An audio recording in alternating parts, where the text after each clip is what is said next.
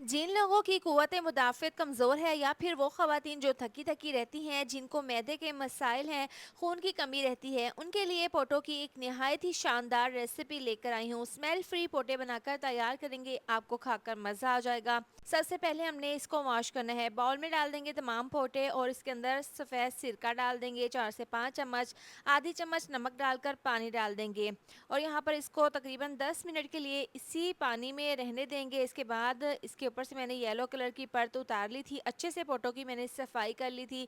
10 minute के बाद खुले पानी में 3 से 4 बार इसको धो लेंगे। अब उबलते हुए पानी में तमाम पोटे डाल देंगे और दोबारा से इसके अंदर हम 2 से 3 चम्मच सफ़ेद सिरका डाल देंगे।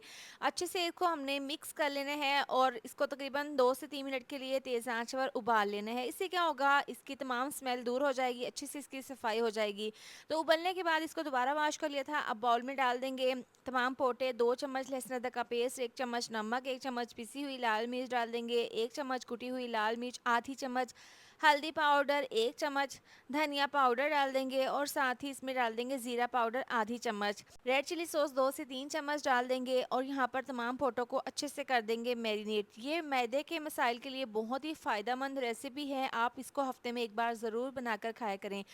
तो इसको मैंने मैरिनेट कर दिया है। अब एक कढ़ाई में डाल देंगे 1 कप ऑयल, इसको गरम कर लेंगे, आधी चम्मच साबुत ज़ीरा डाल देंगे, साथ ही 2 मीडियम साइज़ के प्याज का मैंने पेस्ट बना लिया था, ये इसमें डाल देंगे और इसको हमने फ्राई कर लेना है। इतना इसको पकाएंगे कि प्याज का हल्का सा कलर चेंज हो जाए। इसके बाद 2 अदद टमाटर का मैंने पेस्ट बना लिया था, ये डाल देंगे इसके अंदर, अच्छे से इसको मिक्स कर लेंगे। ऑयल सेपरेट होने तक इसको पकाएंगे। इसके बाद मैरिनेट किए हुए तमाम पोटे इसके अंदर डाल देंगे, इसको अच्छे से मिक्स कर लेंगे। अब यहाँ पर इसको 2 से 3 मिनट के लिए अच्छे से हमने भून लेना है ताकि मसालों का कच्चापन चला जाए। साथ ही इसमें आधा कप दही डाल देंगे, इसको मैंने हल्का सा फेंट लिया था। ये डालकर इसको अच्छे से मिक्स कर लेंगे। दही से ना इसमें बहुत अच्छा सा फ्लेवर आ जाएगा और इसकी ग्रेवी भी बहुत ही ज़बरदस्त बनेगी। अब यहाँ पर दही का पानी ड्राई हो गया है, ऑयल दोबारा से सेपरेट हो गया है। अब पोटो को हमने गलाना है तो 1 से 1.5 गिलास इसमें नीम गर्म पानी डालकर मिक्स करके कवर करके 20 से 25 मिनट के लिए पकाएंगे। दरमियान में आपने इसको चेक करते रहना है। पानी यहाँ पर ड्राई हो गया है, पोटे बहुत अच्छे से गल चुके हैं, ग्रेवी बहुत ही ज़बरदस्त बन गई है।